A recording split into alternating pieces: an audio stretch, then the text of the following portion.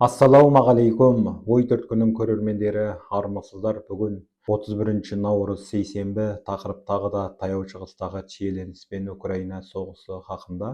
Иран Израиль аумағын тағы да кассеталық зымырандармен атқылады. Зымырандар бірнеше нысанға түскені айтылып жатыр. Соның ішінде Хайфадағы мұнай өңдеу зауыты да бар.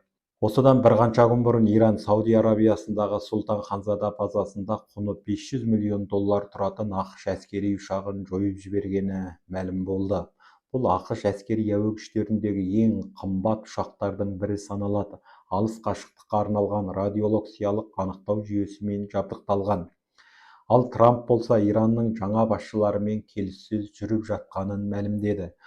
Дегенмен ол келісімнің жақын аралықта жасаларына күмән келтіріп, келісім жасалмаса Иранға жойқын соққылар жасаймыз деп тағы да сес көрсетті. Ирандағы барлық электр энергиясының станцияларын, барлық мұнай бұрғылау ошақтары мен кешендерін, Қарық аралын және тұщы су жүйелерін атқылаймыз деді ол. Сонымен қатар ол бұл жүйелерге әлі соққы жасамағанын да ескертті. Сондай-ақ Дональд Трамп Иран мұнайына иелік еткісі келетінін де жексенбі күні Financial Times басылымына берген көлемді сұхбатында ашып айтты. Сұхбат барысында президент Трамп Иран мұнайына толық иелік еткісі келетінін және Иран мұнай экспортының 90% ағылып жатқан Қарық аралын басып алу жоспары бар екенін айтты.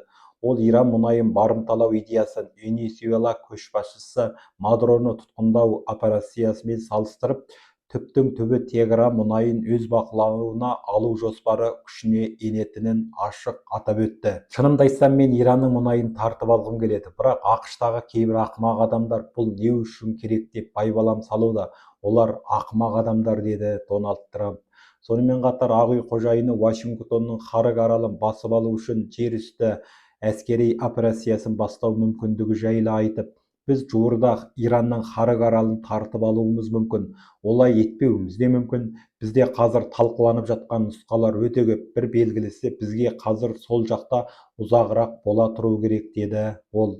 Біз қазір Ирандағы 13 мыңға жуық нысанды бомбалап тастадық. Қазір көздеп отырған тағы 3 мыңға жуық нысана бар. Соларды аяқтасақ, келісімге жылдамырақ қол жеткізуге болады деп атап өтті. Сонымен қатар Трамп жоғарыда айтып өткеніміздей Иранның адамдарымен келіссөз жүргізіп жатқанына да тоқталып, біз байланыс орнатып жатқан адамдар мүлдем басқа топ. Олар өте кәсіби келіссөзшілер, деді ол. Сонымен қатар ол Иранның жаңа жоғары көшбасшысы Муштаба Хаменей туралы, Аятолланың ұлы не өлі, не ауыр халде жатыр. Біз ол туралы ештеңе естімедік, ол мүлде жоғалып кетті. Егер байқасаңыздар, режим ауысуы болып қойды. Өйткені бір режим жойылды, күл талқаны шықты, олардың бәрі өлді. Келесі режимнің де басым бөлігі жоқ. Ал үшінші режимге келсек, біз бұрын соңды ешкім кездеспеген басқа адамдармен істес болып отырмыз. Бұл мүлдем бөлек топ, сондықтан мен режим ауысты деп есептеймін. Және шынымды айтсам, олар өте білікті адамдар деп атап өтті Дональд Трамп. Дональд Трамптың осы сұхбатынан кейін Иран тарапы Иран құрлықтағы шабуылға тойтарыс беруге дайын. Иран әскері ақш сарбаздарының жерімізге аяқ басып кіруін күтіп отыр. Егер ақш жерүсті операциясын бастаса, қарсы соққы алады деп мәлімдеме жасады. Ал кеше ақштың мемлекеттік хатшысы Марко Рубио Иранға Ормоз бұғазын бақылауға ешқашан жол берілмейді деп мәлімдеді. Олар Ормоз бұғазын бақылауға аламыз деп қоқан-лоққы жасауда, бұған ешқашан жол берілмейді деп мәлімдеді ол. Жалпы Иранның Ормоз бұғазын бұғаттауына байланысты әлемдегі мұнай бағасы тағы да шарықтап тұр. Атап айтқанда, мұнай бағасы 2,3%-ға өсіп, Брент маркалы мұнайдың баррелінің бағасы $115 құрады. Тағы бір айта кететін маңызды жаңалық, ақш рұқсат еткен ресейлік Анатолий тәңкері Кубаға жетті. Бұл туралы Ресейдің көлік министрлігі хабарлады. Кемеге шамамен 100 мың тонна мұнай тиелген болатын. Осыған дейін Куба мұнайдан тарыға бастағаны айтылған еді. Өйткені ақш қазір Кубаны жан-жағынан буып тұр. Сонымен қатар ақш президенті Дональд Трамп Ираннан кейінгі кезек Кубаға келді деп іркес-тіркес мәлімдемелер жасауына байланысты Кубаның жағдайы да күрделене түсті. Тағы бір айта кететін маңызды жаңалық, Иран ядролық қаруларды таратпау туралы шарттан шығу мүмкіндігін қарастырып жатыр. Бұл туралы Иран Сыртқы істер министрлігінің ресми өкілі мәлімдеді. Washington Post басылымының мәліметінше, Пентагон Иранда бірнеше аптаға созылуы мүмкін құрлықтағы операцияға дайындалып жатыр. Сонымен қатар бұл операцияларды Дональд Трамптың мақұлдайтыны, мақұлдамайтыны да қазірге белгісіз деп жазады аталған басылым. Ал New York Times басылымының дерегінше, қазіргі уақытта таяу шығыс аймағында американдық әскерилердің саны 50 мыңнан асады. Кеше The Wall Street журналы тағы да мақала жариялап, ақш Иран шекарасына 17 мыңнан астам әскерін орналастыруы мүмкін деп жазды.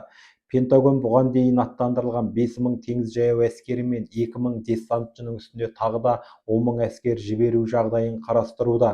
Басылымның мәліметінше, бұл күштер толық ауқымды басып кіру үшін жеткіліксіз, бірақ маңызды аумақтарды немесе аралды басып алуға қауқарлы деп жазады.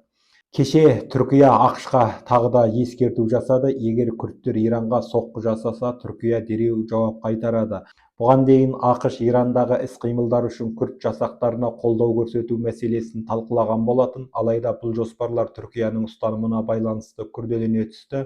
Анкара мұндай қадамнан өз шекарасына жақын маңда сепаратизм қаупі туындауы мүмкін деп санайды. Жақында Зеленскийдің араб елдеріне сапарлап қайтқанын білесіздер. Жалпы бұл сапардан Зеленский үлкен олжамен оралды. Соның бір мысалы ретінде Зеленскийдің араб елдерімен теңіз дрондарын жеткізу туралы келісімге келгенін айтуға болады.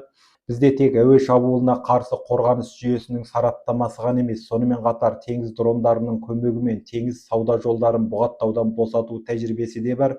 Бұл бағытта біздің тәжірибемізге араб елдері толық сенім артса болады деп мәлімдеді Украина президенті. Ал енді Украина даласындағы соғысқа келсек, Майдан даласында үлкен өзгеріс жоқ. Дегенмен кеше Украина барлау қызметі Ресей өз армиясына 15 мыңға жуық кубалықты тартты деп мәлімдеді. Украина қорғаныс министрлігі бас барлау басқармасының өкілі Андрей Чернак Ресей армиясымен келісімшартқа отырған 1000-нан астам Куба азаматының аты жөні расталғанын, бірақ нақты саны бұдан әлде жоғары екенін атап өтті. Жалпы бұл көрсеткіш шамамен 10-15 мың төңірегінде болуы мүмкін. Бұл не алдау арқылы, не басқа да жолдармен келісім шартқа отыруға мәжбүр болған адамдардың азғантай бөлігі ғана, деді ол. Дегенмен ол Кубадан келген бұл әскерлердің Украина-Ресей соғысының жалпы бете алысына ықпал ете алмайтынын да ашық атап өтті. Қазірше айтарымыз осы. Ықыластарыңызға рахмет. Келесі кездескенше сау саламат болыңыздар. Еліміз аман, жұртымыз тыныш болсын.